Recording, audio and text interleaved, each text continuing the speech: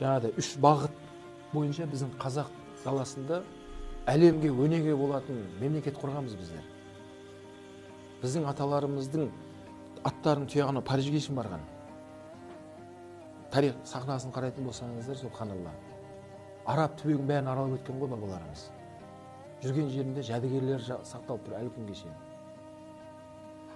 Сол бабаларымыз қарап отырсақ, осы жалпы мемлекетімізді хандар болған, басшы болу керек. Ол Құрандағы аят, ол Расулаллахның өсиеті. Тіпті екі адам жолға шықса да, екеуінің біреуі басшы болып сайламасын дейді. Екіншісі оған бойынсынсын дейді. Егер ол басшы болып сайламаса, олар екеуіне шайтан басшылық қылады дейді. Тіпті жолаушы болып барасақ та, екі адам бәкең екеуміз, біреуміз басшы болуымыз керек. Екіншісі оған қосшы болып, оған бойынсыну керек деген де Расулаллахның хадисінде. Демек, бізде хандар болды, басшылар болды.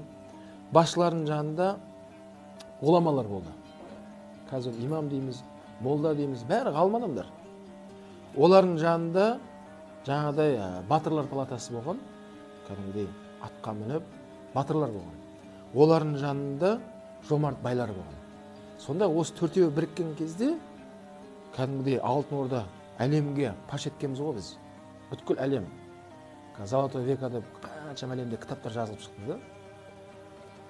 Сөйтті де не істеді? Ақырындап сол ханның басын шапты, молдаларды атты, олар жан-жаққа қашты, байлардың малын тартып алды, кедейлерді байға қарсы қойды. Сөйтіп ыдыратты ғой бізді.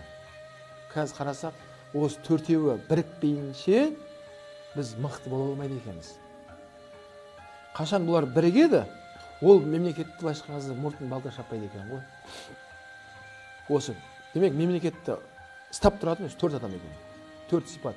Ол басшы, ол ғұламалар, ол байлар, ол батырлар.